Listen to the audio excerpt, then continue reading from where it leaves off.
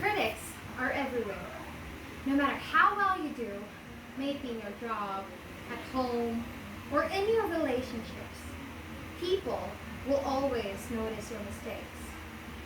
Whether you like it or not, that's the sad truth. As a language teacher, it is equally important to have a strong mentality and personality because you have to deal with different kinds of people. There are those who are very admirable for their talented skills, accomplishments, experiences, and many more. The best part of that is they may even become your friends. But the tragic part here is that you will also get to deal with difficult people. They are the kind that will crush your confidence, trample over your pride, and make you feel less of a wonderful person you already are. One time, I was conducting a free talking lesson, and in this type of lesson, you're supposed to be the one initiating the conversation unless the student requests to discuss a specific topic. But I was too inexperienced and unprepared to face unfriendly students. So here comes a middle-aged man who wants to hone his English speaking skills. The second he entered my class, he immediately told me that he doesn't want to talk about his job or his interests, since according to him, those were always the kind of questions other teachers asked. My mind went blank for a moment.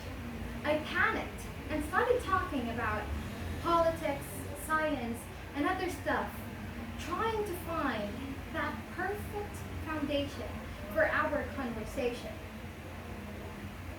But unfortunately, he didn't like it. He said that he felt like I was giving him a test questionnaire and even called me stupid because I was incapable of having a decent conversation with him. So of course I was badly hurt to the point where I cried. Who wouldn't, right? But instead of feeling discouraged, I actually felt more motivated. So I pulled myself together as soon as the class ended and immediately Googled interesting conversation topics, took down notes, and thought about how I could connect with my students better.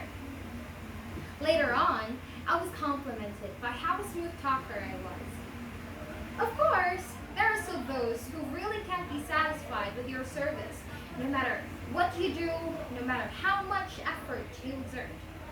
And that's okay. You can never please everyone.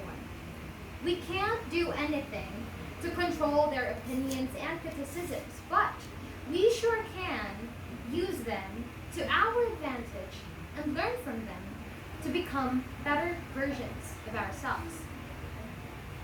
I can still remember the first instance I checked my reviews.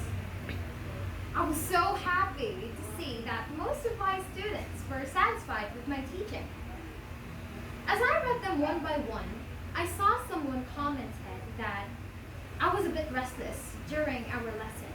It said that I was turning left and right while conducting the class.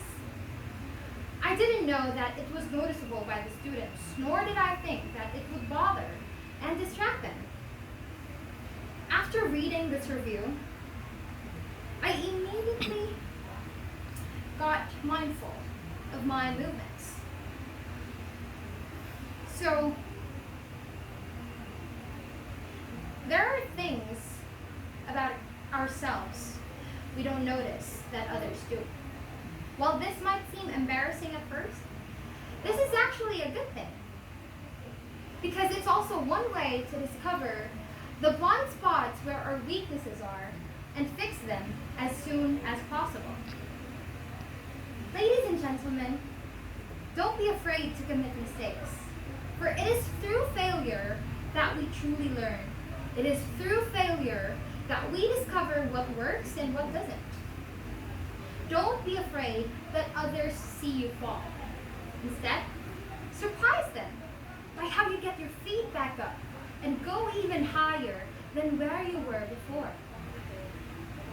Without the criticisms that sharpened me, I wouldn't have become the kind of teacher that I am now. And I'm still learning day by day and continuing to grow both as a person and as a teacher. Because learning just never stops.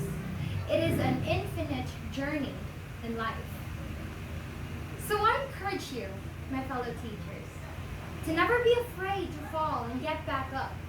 Continue to enjoy learning, teaching, and growing at the same time. Let people criticize you to their full extent. And don't forget to take their negative reviews and turn them around. Thank you. Very good.